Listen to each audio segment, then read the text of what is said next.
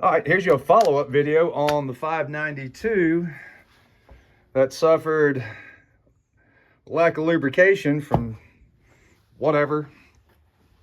Cylinders all cleaned up. Got one little, that's more of like a haze. I mean, I can't feel anything there. I'm gonna have to use a little bit of salve right here.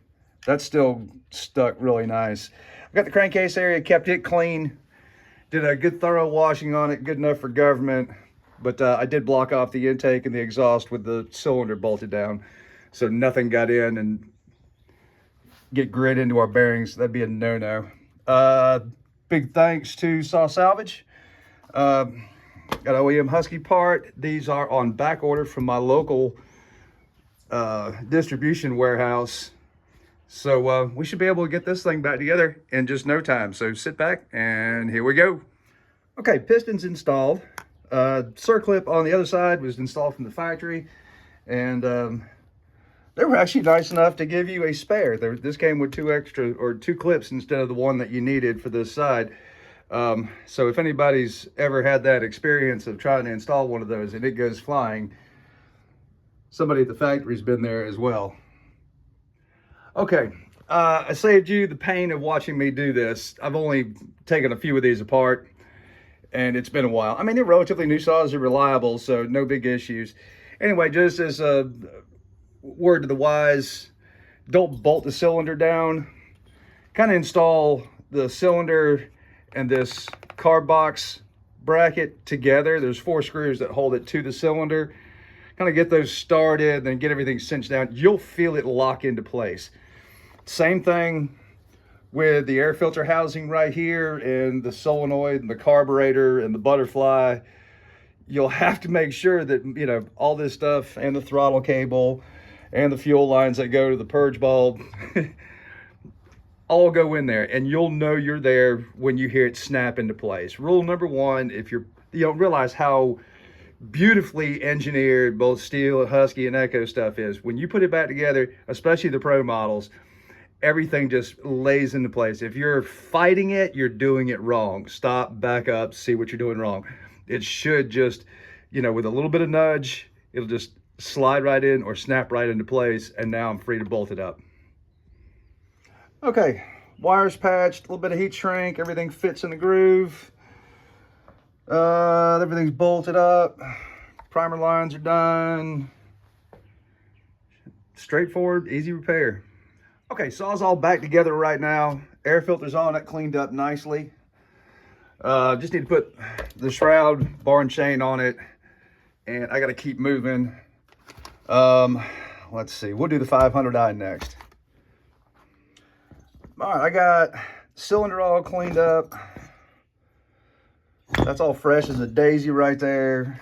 We've got a brand hammer new OEM piston to drop in there. Mating surface has been all cleaned up, and yeah, you see it's all dirty. You really have to be careful. You don't want anything in there. Okay, it's coming along great. You don't get a whole lot of detail on this video. This is a wham bam, thank you ma'am. We're gonna get him going. So with that being said, I know somebody in the comments here, let me put you in the tripod so we can chat just for a hot second. Here we go. Somebody is going to say in the comments, I can't believe you didn't clean up that side before you put it back together. Okay, everything that was important. You know, you saw the base of the crankcase where the cylinder meets, all that was thoroughly cleaned up. Crankcase was flushed out. You didn't see everything. And then as I put the intake track back together, all that gets cleaned. The rest of the saw, look, it doesn't matter. It was dirty when it got here. It's dirty when it's going to leave. All I'm responsible for, and think about this. I'm the one who has to warranty it. This is a regular customer. This isn't going in a mail. This isn't going in, you know, a cardboard box and getting shipped across the country, and I don't have to worry about it again. Okay? So I think I just had to say that because I know somebody. Yeah. All right, let's keep moving. Okay, starter assemblies put back together. Starter pawls look like they're in nice shape. And again, if you didn't see the last video, So when you look at this handle, you know, that's hard plastic. That centerpiece is a, it snaps in right here. But the amount of force that it took to pull this hard plastic outside, never, ever, ever seen somebody yank on one so hard. It actually pulled that through this pretty beefy plastic housing. But, you know, you can see that not only did they push that through, they pulled so hard, it tore the rubber all the way around. One of the reasons why it was so hard to pull, Mongo, is the bar and the chain. When I pulled this side cover off, the chain was tucked into right here. It wasn't on the rim sprocket, you know, free floating. So when they tensioned it, they pinched the drivers of the chain into this little tiny gap in between the washer and the rim sprocket. Boy, you can't fix stupid, you know? And another thing. Gordy from West Coast Saw has got a foam filter oil. Don't get me wrong, this is a good filter. It does get clogged up pretty easy, and you know, you'll have to wash it. But you know, there's nothing wrong with that fit. I mean, that's on there nice and tight. You see the little foam washer that's supposed to keep shit from going in there. But when you put your filter cover on, look at this. I mean, it's just, it doesn't take, there's no clamping force there. Here, let me grab one of Gordy's kits and I'll show you what I'm talking about. You know, you guys might rag on me for always pitching Gordy's products, but he does a nice job with this. These foam filters, you know, you get 2 filters in a kit. You know, there's the cage. The cool thing is that it fits underneath your stock plastic shroud. And the biggest thing, now look, nothing gets past a well-oiled foam filter or a properly oiled foam filter. I won't take the box open. But in here, there is a urethane bushing that's thicker and covers more area than that little piece of foam. And that little foam obviously gets compressed after a while. That urethane bushing, I mean, you got to push down and twist to get it to lock. And that really, really, really keeps all the dirt and grime out of your cylinder. They're just a little 2 cents there. All right, she's all back together. And of course, if you watched the last video about it with the teardowns, and I made a big deal about, like, don't say, you know, these are serviceable chains or whatever. Well, the guys go, oh, they didn't even touch the rakers on there. So, I mean, maybe there's a half a swipe on the rakers. I mean, just maybe. Whatever. Last but not least, we got the MS400C on here. And this is, if you didn't see in the last video, this is the worst of it. You know, you've got real debris. You know, that's supposed to be kind of a beige color right there. Let me see if I can't wipe off this ground up film and debris. So hopefully, you know, the crank, the big end of the crank's not discolored, which is fantastic. Little end of the crank is not discolored. But here, let me set you down and we'll go chat. A lot of people think, you know, if there's a scored up piston, you know, I did an entire video on, we inspected the gas and did research on the oil. You know, these are all relatively new saws. I mean, they're 6 to 8 months old and had no other signs of issues other than. So, I mean, the real problem solving is why did this score? And then to what degree is it scored? So many people would just be like, oh, all you got to do is just drop a new piston in there and clean the cylinder up, or, you know, just put a Chinesium top end on it. And that's not the case. When you know, the last 2 saws, the 592 and the 500, were very lightly scored. There wasn't a lot of debris in the bearings and the bottom end and the crank. With this, you know, if somebody were to just throw a new piston on top of here, clean the cylinder up, and try and pick up and run by flushing the crankcase out with this much debris, you are never, like, you'd have to have the bearings in your hand And moreover, the bearings have already consumed some of that. There's not tight, or the tolerances in the bearings are so tight, they are not meant to cycle debris. These bearings will fail. So we're going to split the case, new bearings, new seals, new gaskets, and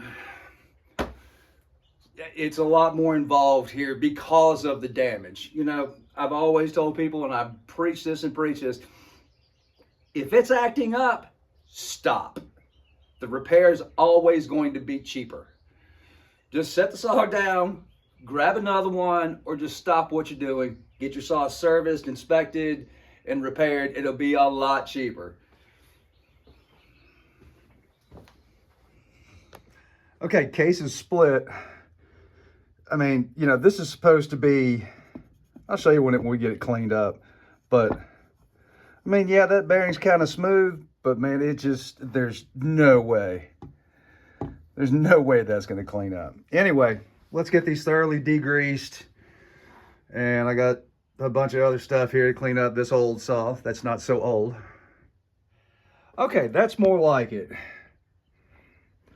All that tidied up and clean. And time to start putting the case together. Got OEM clutch side bearing and a Japanese high grade 6202 to go into flywheel side. Got some new seals and a fresh gasket, and we're off to the races. Okay, short blocks all together. Seals are installed. Everything's all slick as a minnow. I gotta clean the cylinder up, and we can start putting this thing back together. Whew, my goodness. That cylinder was almost impossible to clean up. I finally got it cleaned. There was a ton of transfer on it. I don't know, with the light shining on it, you can see. I probably spent as much time on cleaning up this cylinder as I did reassembling the short block. Actually, probably more time. Here's what the old piston looked like. I mean, she's gnarly. Had to do a lot of hand work. You know, I mean, if you want to go to Mastermind Saws, worksaws.com, and you can see how to, you know, clean this with like a mandrel and some sandpaper. But, you know, at the end of the day, when one's really bad, I had to go in there and, you know, just start working on this and some of the trouble spots and just slowly get that thing back right. Whoops, I forgot I was taking you guys along for this little ride here. I just started slamming a bunch of stuff back together again, and I was like, well, you know, maybe before I get this whole thing put back together, I can show you the progress. Anyway, all this stuff's back on, bolted down, gapped. You know, I mean, you know, split a case, it's every last nut, bolt, and screw. It's a lot of work, and I'm trying to get it done as quick as I can. And then we'll get back to doing some different format where you can actually learn something. This is more of a journey. Okay, that's all back together. I got one problem, though. So I've got, where we at? I got the 592, I got the 500i, and a 400 that I've put all back together, but I don't have any gas. I gotta run to the store. I actually threw my gas can, that normally goes right there, with the oil in it, you know, what I use. I had some Sabre, so I mixed up some 40-to-1 Sabre for my 2-gallon container. We can go get some gas, we'll fire all these up and have a little proof of life to show for it. God, I love my job.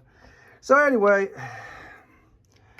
I go in here, I got a little trash in the tank, so I use a little compressed air, blow it out, and I was like, you know, while I'm at it, let me just check. I mean, that filter looks like it's pretty new, and I just barely lifted up on it, and this was peeled back. So I don't know if Dan tried to put a new fuel filter on there, and they, you know, the saw's too new. As a matter of fact, I've never serviced this saw.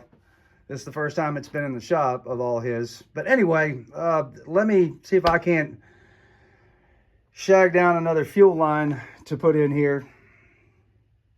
So y'all know what that means. If you've got a cracked fuel line, then the internal screen is going to be clogged. You know, I don't know if I should be kicking myself in the butt for not checking this first. What dirt? You see that? Here, let me, you can't even see where the screen was. That's, all right, let me get this cleaned up. Take the carburetor apart and get all the passages cleaned. Okay, that's a little bit more like it. I've taken the fuel solenoid out, and I have quite good enough light here to show you. So in there, you'll see one larger hole, and then that's your high side jet. And then that brass fitting right there is your low side jet. I'm gonna shoot just a little bit of low pressure carb clean, brake clean in there, and a little bit of compressed air, and make sure that I can see that I've got a clear circuit. There's like a pinhole here on the intake side where that low circuit squirts out. Okay, that's as tight as I can zoom in, and this ginormous screwdriver is actually, you know, just a tuning screwdriver, and just to give it some, that thing's like a pinhole. And yes, there was all kinds of crud that came out of it, so I'm glad I went through the extra steps of, whoops, where we go? There we are. Clearing out those two circuits. I feel like we should be in good shape. Let me reassemble this and then find a fuel line that I have to install in there and saw it back apart. Woohoo! Second time's faster, isn't it? Boy, that would have been a lot easier. I haven't pushed it all the way in yet, but it's in there. And all that for a fuel line. And you know, it wasn't that long ago, this fuel tank was sitting right here on this table. Give myself a good talking to about that one. Boy, I bet my neighbors love me right now.